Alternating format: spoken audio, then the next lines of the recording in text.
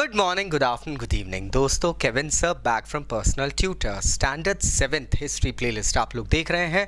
Chapter है devotional paths to the divine. Topic जो इसके अंदर आज हम डिस्कस करने वाले हैं, या I am going to explain to you, is a closer look at Baba Guru Nanak. गुरु नानक देव जी कह लो, इन्हें बाबा कह लीजिए, anything, the name itself is divine. 1469 में जन्म होता है, 1569 में इनकी डेथ होती है। एक नई कम्युनिटी को स्थापित करने के लिए जो कुछ हो सकता है वो करके चले जाते हैं, लेकिन सबसे बड़ी बात ये थी दोस्तों, अपने जीते जी कभी इन्होंने नहीं चाहा कि लोग मुझे एक आइकन के समान देखें।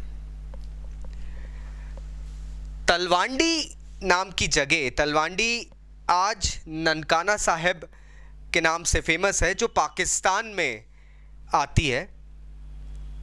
इट्स अ बैड ट्रुथ कि इंडिया डिवाइड हुआ है। Initially it was all one. 1469 में तलवांडी पाकिस्तान में एक एरिया है, वहाँ ननकाना साहिब तलवांडी प्रोविंस में वो पैदा होते हैं। और belonging to a family of people who are religiously quite influential and literature के मामले में they were like quite good. Guru Nanak ज्ञान की तलाश में अलग अलग जगह विजिट करते हुए फाइनली रावी नदी के किनारे करतारपुर आके बसते हैं। वहाँ पर एक अपना डेरा जमाते हैं। अगर हम सिख कम्युनिटी में देखें तो यूजुअली डेरे होते हैं, डेरा जमाते हैं, डेरा बाबा नानक के नाम से।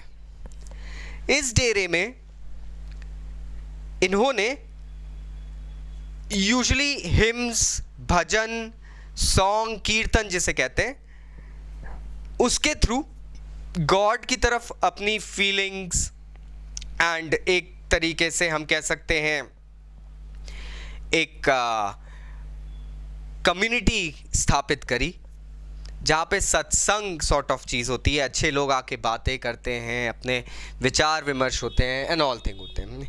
इन जगहों को कहा गया धर्मसाल। धर्मशाला वर्ड से आया धर्मसाल।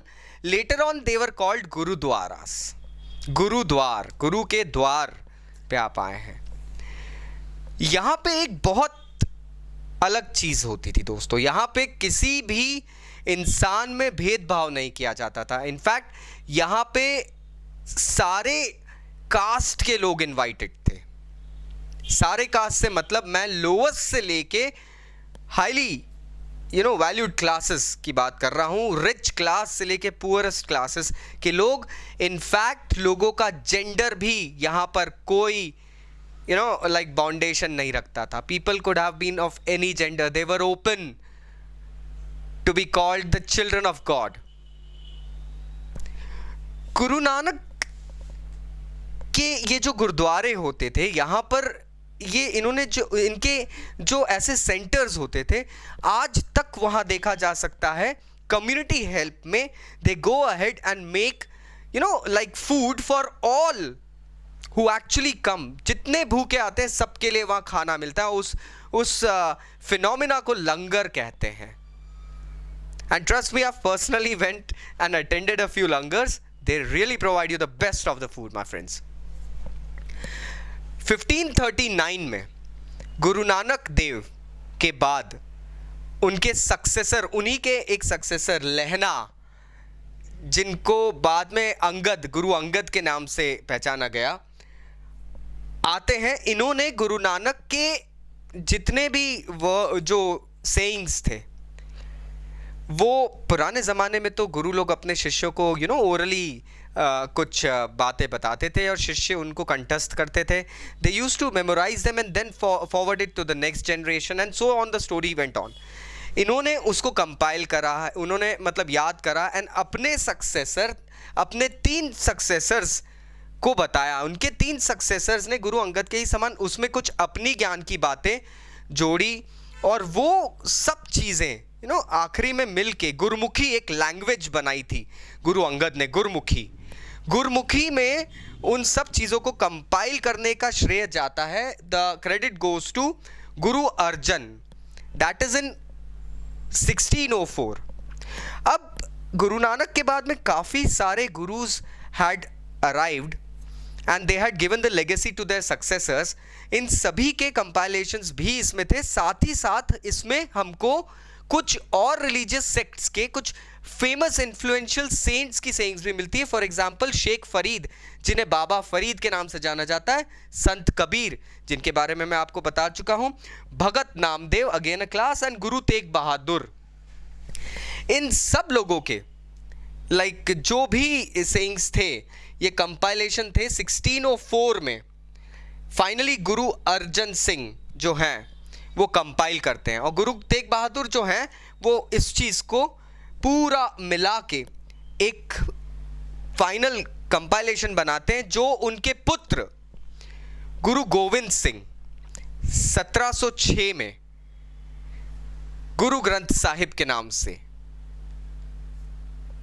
कंपाइलेशन को पब्लिक करते हैं। Now this compilation, that is Guru Granth Sahib, has become the holiest scripture of the Sikh community across the world.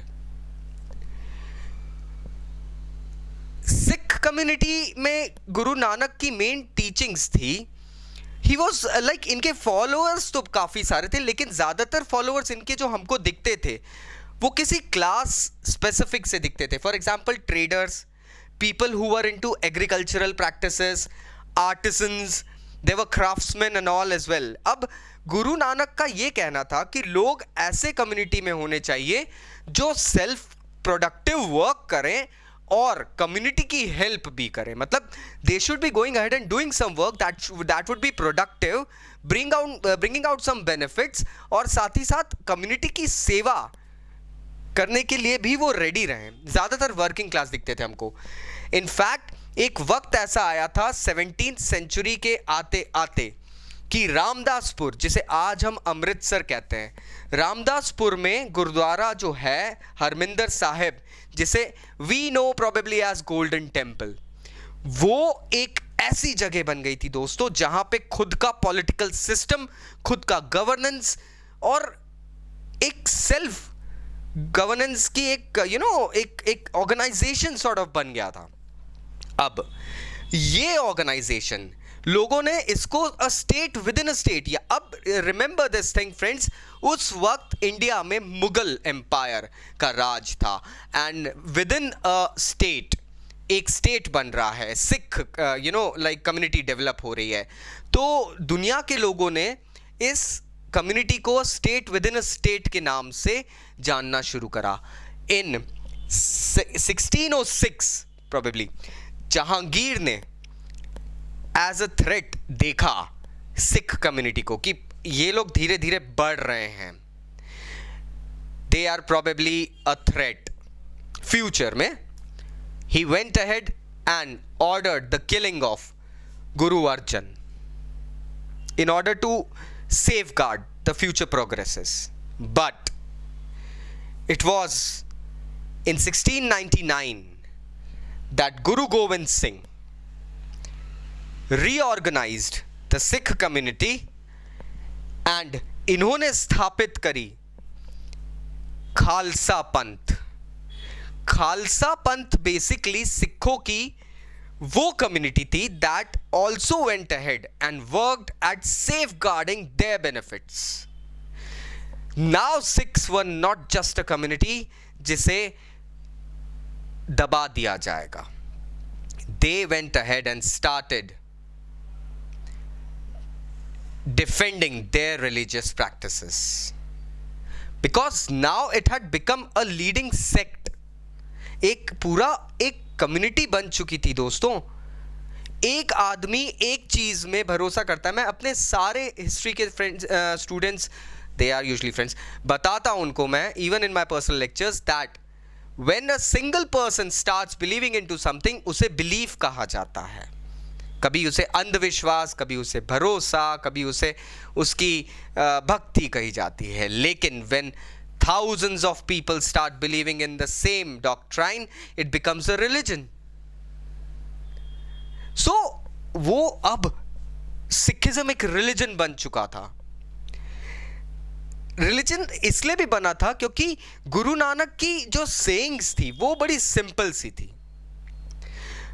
Guru Nanak के फॉलोअर्स और संत कबीर और हम कह सकते हैं उनके बाद में तुलसीदास हैं, रविदास, इनके फॉलोअर्स में डिफरेंस इसलिए देखा गया था, प्रॉबेबली कल्चर का gender. Guru Nanak did not believe in asceticism. वो वैराग्य नहीं चाहते थे, वो चाहते थे आप कम्युनिटी के अंदर रह के कम्युनिटी की सेवा करो, भगवान उसमें आपको मिलेंगे, लेकिन भगवान एक है, आप उसको डिवाइड मत करो. बाद में हम साईं बाबा को देखते हैं, he also said the same thing, सबका मालिक एक. That means the doctrine of a supreme soul, the one God, was followed by Guru Nanak Dev as well. He actually said that the real devotion towards God is actually the social commitment of a person. एक इंसान social commitment करता है, वो उसका एक God के प्रति devotion होता है. आप एक ज़रूरतमंद की सेवा करो. जो इंसान दुख में है, पीड़ा में है, उसका दुख हरो, उसकी पीड़ा दूर करो. भगवान की भक्ति इससे ज़्यादा बड़ी नहीं है. Now he believed in Nan, Dan and Insan, that is worship, welfare and purity of a human heart. Worship of God, welfare of society and purity of heart, सच्चा दिल. इसी प्रिंसिपल्स पे आगे चल के इनके नाम जपना, कीर्त करना एंड वंद चखना, ये सारे डॉक्ट्राइन्स भी इंक्लूड हो गए. सो नाउ यू नो कि डिफरेंस कैसे आता है एक सिख समाज में और जो कंटेम्प्रेरी हिंदू रिलीजन की भक्ति समाज के जो फॉलोअर्स हैं उनमें एक डिफरेंस दिखता है हमको. हम जीवन छोड़ के वैराग्य पे नहीं जा रहे हैं. So there was a slight difference my friend. So now I guess you understood. Being a student of class 7th, I think इतना गुरु नानक देव साहब के लिए काफ़ी है. फिर भी अगर कोई डाउट्स है दोस्तों तो नीचे कमेंट बॉक्स से कमेंट ज़रूर करना. I will be going ahead and replying back. Thank you very much. Bye bye.